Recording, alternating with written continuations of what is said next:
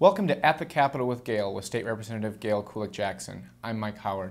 Representative, thanks for coming into the studio to talk about the issues at the state capitol and how they affect your district. Hey, thanks for having me, Mike. Well, let's talk about local government, counties. There's a lot of interplay that happens at the state level that affects the local level, and those are some issues that you've been zeroed in on this session. Absolutely. I work well with my local government units. I represent parts or all of 4 counties, many municipalities, townships, school districts, and that good, strong working relationship can really benefit not only the state, but my local government units too.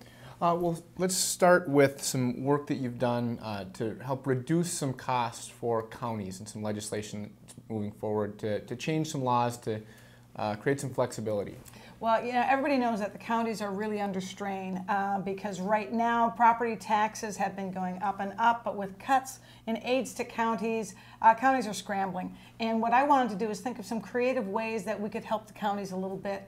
And one of the things that came to mind was that there was an unfortunate court decision that read a 1993 statute the way that the legislature never intended it. And it read it to say that county assessors can't testify at hearings when someone is appealing their property tax determination. And it's very counterintuitive. And so I was chief author of legislation that would in fact allow the county assessors to write the reports and testify. Because without that, counties' choices are limited to hiring private appraisers, and it's very, very expensive. The counties that went that route were spending up to $25,000 per case. Counties don't have that kind of money. Especially with some of the cuts that have happened over this last decade in local government aid. Some folks know local government aid, some people might not. Just describe what that is and how, especially in greater Minnesota, it's a critical funding mechanism for schools, roads, bridges, infrastructure. Yes, local government aid, or LGA, is really some of the backbone of how we maintain minimal services to people in rural Minnesota. You know, out in the country, we don't have the kind of, mega malls and industry that'll generate property taxes. And so because we don't have that sort of value and we want to keep the property taxes for the farmers who grow our food relatively low, we don't generate enough income always to pay for basic services. And, the folks a long time before I came here understood that, and local government aid was a way to share some of the revenue generated in the Twin Cities and move it out to greater Minnesota so that the counties and the cities could give their citizens those minimal services required.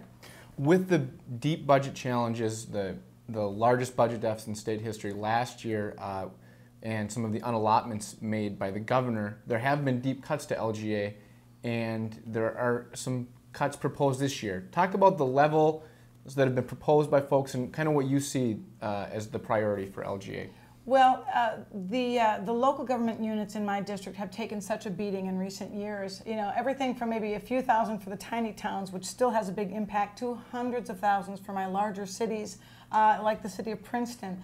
The governor again proposed yet another round of very deep cuts, and I'm happy to say that the cuts that we're proposing are like 40% of that. And so while there will still be a blow to the local governments, it won't be nearly what the governor was proposing. So I certainly hope that we can spare them that kind of pain, because when you cut LGA that much, our cities and counties have few choices.